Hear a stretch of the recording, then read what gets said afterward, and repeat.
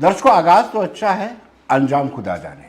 जी, मैं बात कर रहा हूं सब इंस्पेक्टर के एग्जाम की लिस्ट पे जो इंक्वायरी इनिशिएट की थी सीबीआई ने। आज उसके तहत कई जगहों पे छापे मारे गए हैं।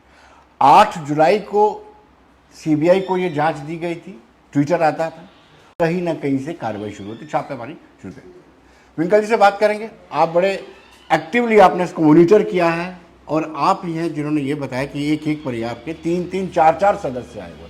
How do you feel? आप कैसा महसूस कर रहे हैं कि कार्रवाई तो शुरू हुई, जैसे मैंने शुरू में लिखा, आगाज तो अच्छा है, अंजाम खुदा जाने। जी बिल्कुल। सबसे पहले मैं आपका धन्यवाद करना चाहूँगा क्योंकि जो बहुत कम आवाज़ें शुरू में उठी इस समर्थन में, वो कम आवाज़ों में, गिनी चुनी आवाज़ों में एक आवाज़ आपकी भी थी जी, और आपने सरकार तक हमारी आवाज़ इस बात को पहुंचाया था जी, और उसी का परिणाम है कि आज हमें कार्रवाइयाँ देखने को मिल रही हैं। वक्त वक्त पे सरकार से ये जब सवाल किया गया कि भाई कार्रवाइयाँ क्यों नहीं हो रही, एक लंबा समय लगा कार्रवाइयाँ होने में। जी, जी, हमारी उम्मीद जो टूटती जा रही थी कि कार्रवाइयाँ कब होंगी, चलिए आज कार्रवाइयाँ हो रही हैं जी, तो स्वागत योग्य हैं, परंतु ऐसा ना हो कि कहीं बीच में से ढिलाई बरती जाए। अभी इसमें बहुत कुछ खुलना बाकी है, बहुत कुछ सामने आना बाकी है। जी, कार्रवाइयाँ जो हो रही हैं सरकार से, माननीय एलजी साहब से मैं उनके लिए उनको भी धन्यवाद कहना चाहूँगा आपके माध्यम से कि उन्होंने जो एक अपना जो करेज दिखाया है इस समय कि भाई कार्रवाइयाँ, स्कैम तो यहाँ कई हुए हैं जेएंडके में, लेकिन कार्रवाई करने का जो हिम्मत थी वो कोई नहीं करता था, तो उन्होंने कार्रवाई करने की हिम्मत करी है। तो इसके लिए मैं उनका आभारी हूँ, धन्यवाद करता हूँ कि युवाओं के एक। लेकिन अब सवाल ये उठता है कि जो ट्रस्ट डेफिसिट हो चुका था सरकार, सिलेक्शन बोर्ड और एस्पिरेंट के बीच में, क्या आज की कार्रवाई से थोड़ा ट्रस्ट बढ़ेगा? यहाँ जब नतीजे आएंगे, जब आउटकम्स आएंगे, जैसे मैंने पहले भी कहा, अंजाम खुदा जाने, आगाज अच्छा है। देखिए, ट्रस्ट नहीं इतनी जल्दी नहीं बिल्ड होगा हमारा। ट्रस्ट कैसे बिल्ड होगा? अभी तक जो कार्रवाइयाँ हैं वो एस्पिरेंट्स के ऊपर हो रही है, बाहर के जो लोग हैं उनके ऊपर हो रही हैं। जेकेएसएसबी में जो लोग इसमें शामिल थे उनके ऊपर कोई कार्रवाइयाँ नहीं हो रही हैं और जेकेएसएसबी के ऑफिशियल्स थे जो उस समय के, उनसे भी पूछताछ की जानी चाहिए। जैसे हमने कहा कि कुछ टेंडरिंग प्रोसेस में गड़बड़ियाँ हुई हैं, जेकेएसएसबी जो कंपनी है उसके ऊपर कोई कार्रवाइयाँ हुई हैं, ऐसा नहीं, किसी के ऊपर उनके ऊपर कार्रवाइयाँ नहीं हुई। बाहर के जो लोग जो एस्पिरेंट थे उनके ऊपर कार्रवाइयाँ हो रही हैं, बिल्कुल वो भी होनी चाहिए, लेकिन इसके साथ साथ जेकेएसएसबी में जो कमियां हैं उन कमियों को दूर करा जाए पहले, तभी जो है वो एक जो ट्रस्ट डेफिसिट है जो वो कम होगा, हमारे उसके ऊपर भरोसा दोबारा बनेगा, तभी हम एग्जाम दे पाएंगे। विंकल, क्या आपको लगता है कि शील्ड किया जा रहा है उनको, गवर्नमेंट ऑफिशियल्स को? मेरे को तो ऐसा, अभी तक तो ऐसा ही लगता है, क्योंकि कार्रवाइयाँ उनके ऊपर भी नहीं हुई है, उनके ऊपर भी पूछताछ नहीं हुई है। जो लोग इस मतलब जो रिस्पॉन्सिबिलिटी उनके ऊपर थी कि एक फेयर रिक्रूटमेंट प्रोसेस जो है वो हो, युवाओं को समान अधिकार मिले पब्लिक एम्प्लॉयमेंट में, वो नहीं इंश्योर कर पाए। और जब वो नहीं कर पाए, जब कंप्लेंटें गई तो उनको कहीं ट्रांसफ़र मतलब प्रमोशन कर दिया गया, कहीं दूसरी जगह भेज दिया प्रमोशन देके। तो वो मुझे लगता है कि जहाँ तो उनको शील्ड किया जा रहा है और सरकार कहीं ना कहीं अभी तक जो अभी कार्रवाइयाँ हुई हैं स्वागत योग्य हैं, लेकिन इसके साथ साथ ऐसा ना हो कि जो मेन कल्प्रिट्स हैं वो उनको बचाने की कोशिश ना हो, उस एंगल को भी टटोला जाए कि भाई जो टेंडरिंग प्रोसेस के दौरान, जो रिक्रूटमेंट प्रोसेस के दौरान जिन लोगों ने इस मुद्दे को दबाने की कोशिश करी थी उन लोगों के ऊपर भी कार्रवाइयाँ हों। विंकल जी, आपको लगता है कि ये लिस्ट क्वैश करना एक हल है? क्योंकि अगर लिस्ट क्वैश होती रही, कोई ऑब्जेक्शन करता रहा, तो ये लिंगरान होता रहेगा, क्योंकि सरकार एक तरफ से कहती है हम फास्ट ट्रैक पे रिक्रूटमेंट कर रहे हैं। वो काहे का फास्ट ट्रैक है? देखिए, लिस्ट क्वैश करना नहीं करना, इसको फिल्ट्रेशन हो सकता था, इसमें कोई गुंजाइश थी फिल्ट्रेशन करने की? देखिए, हमारे उसके हिसाब से ना तो मतलब हमारे पास ना वो अथॉरिटी थी कि हम ये डिसीजन भी ले पाते, इसके लिए तो कॉम्पिटेंसी जो एजेंसी बनाई थी, डिमांड तो कर सकते थे आपने सीधे। डिमांड का हमारा, हमने शुरू से ही एक डिमांड रहा हमारा, सीबीआई का इंक्वायरी हो, इन्वेस्टिगेशन, इसका जांच जो सीबीआई करे, और तब जब उनके सामने आएगा वो खुद डिसाइड कर लेंगे कि इसमें क्या करना है जी।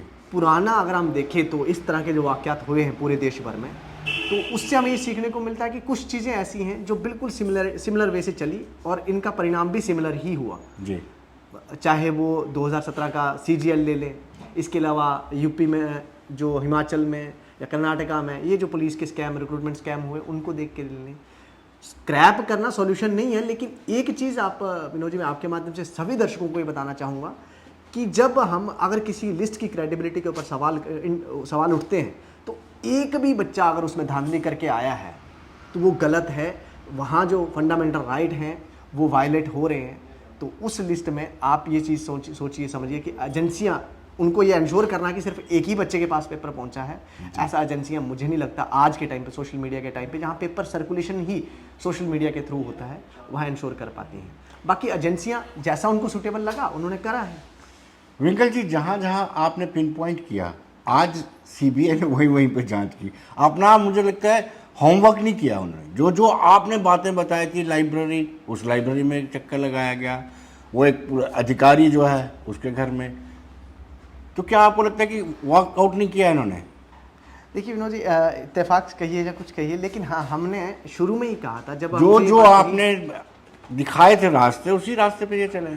तो उसका कारण यही है कि हम लोगों ने, मतलब अब पानी सर से ऊपर निकल चुका था, और हमने जब इसको स्टडी करा, एनालिसिस करा, तो इस हिसाब से करा कि एक इन्वेस्टिगेशन एजेंसी करती है। क्योंकि हमें शुरू में ये कहा गया कि आप फेलियर हो, किसी का नाम नहीं आता है, इसलिए लोग आप लोग चल पड़े हो, ये स्कैम कह रहे हो, सीधा सीधा चैलेंज आपको किया गया था। तो फिर हमने अपनी कैपेबिलिटी दिखाई। और रही बात कि भाई उन एजेंसियों को हमने, जब कुछ लोगों ने कहा कि आप कैसे कह सकते हो कि भाई आप सबूत दे दो, तो हमने कहा सबूत दे दो, हमें अथॉरिटी देता, हम 6 घंटे में इस केस को ही सॉल्व कर देंगे। मतलब 6 घंटे के अंदर अंदर सब कुछ सबूत जो हमारे पास है वो भी, और जिन्होंने करा है उनको भी आपके सामने ले आएंगे जी। आज अगर रेड हो रही है, उन्हीं जगहों पे रेड हो रही है, तो ये छोटे मोटे नाम नहीं है, इन लोगों के नाम पहले भी कहीं ना कहीं आते रहे हैं। मैं चाहूँगा कि जो एजेंसियाँ हैं, आपके माध्यम से उनके तक भी ये बात पहुँचाऊँगा, ये लोग प्रोफेशनल हैं और ये यही काम करते आए हैं। इनकी प्रॉपर्टियाँ देखो आप, इनकी बेनामी संपत्तियाँ इतनी ज़्यादा हैं आज के टाइम पे। आप जब ये एजेंसियाँ जब जांच कर रही हैं, तो इतनी बेनामी संपत्तियाँ मिलेंगी कहाँ से आई हैं? यही सब धांधलियाँ करके एग्जाम्स और मल्टीपल लेवल पे इन्होंने करा है। पहले आर्मी के, कभी किसी के, कभी किसी के, अब ये जेके पीएसआई और फाइनेंस अकाउंट असिस्टेंट, इनमें भी इन्हीं लोगों का हाथ है। तो एक एस्पिरेंट बार बार ये कह रहा था कि वेब माल के आसपास में 2 गाड़ियाँ थी, उन गाड़ियों के नंबर भी थे, वहाँ पे पेपरों में अदला बदली हुई है जी। क्या लगता है आपको? उनको नहीं अभी तक पकड़ा गया, ना किसी ऑफिशियल्स के साथ देखिए क्वेश्चनिंग की गई, ग्रिलिंग ना की गई जी। ये उसी एस्पिरेंट का, ये उसी की वर्डिंग है, और उसने स्पेशली एक पोस्ट भी करा था, और कंट्रोलर, जो उस समय कंट्रोलर थे जेकेएसएसबी में, कंट्रोलर ऑफ एग्जामिनेशन, उनको कॉल भी किया है। उन गाड़ियों के नंबर भी हमने भी वो डिपार्टमेंट में जो इन्वेस्टिगेशन ऑफिसर थे उनको दिए हैं जी। कि उसमें ओएमआर जो शीट्स हैं उनको अदला बदली हुई थी। हाँ जी, बिल्कुल। और उसी जगह पे जहां वो अदला बदली हुई है, वहां पे ऊपर गवर्नमेंट का जो सर्विलांस के लिए कैमरे हैं वो लगे हुए हैं। जी, जी। तो हमने ये उस समय ये पॉइंट रखा कि भाई आप इसकी जांच करिए, आपको वहां से फुटेज भी मिल जाएगा, और दूध का दूध पानी का पानी करिए। गाड़ियों के नंबर भी हैं और हमने वो चेक करे, बाकी में वो गाड़ियों के नंबर वहाँ एग्जाम के दौरान वो ड्यूटी पे थे जी। तो अगर वैसा है तो ऐसा कैसे हुआ ओएमआर टेम्परिंग के समय? तो कंट्रोलर ने, जब कंट्रोलर को फ़ोन करा गया, तो उस समय उन्होंने कहा कि नहीं, हमारे सामने है ओएमआर शीट्स, तो सारी हमारे सामने पड़ी हैं, ऐसा कुछ भी नहीं। जी। तो कहीं ना कहीं वो भी जो जेकेएसएसबी का लोग हैं शामिल होंगे, तो सरकार उनको बचाने की कोशिश ना करे, एजेंसियां उनको भी क्लीन चिट देके कहीं साइड पे ना छोड़े, जांच के घेरे में उनको भी रखें। आखिर सवाल आपसे, होम डिपार्टमेंट की इंक्वायरी से आप क्यों संतुष्ट नहीं थे? देखिए, आर के गोयल कर रहे थे इंक्वायरी, जो एडिशनल चीफ सेक्रेटरी है।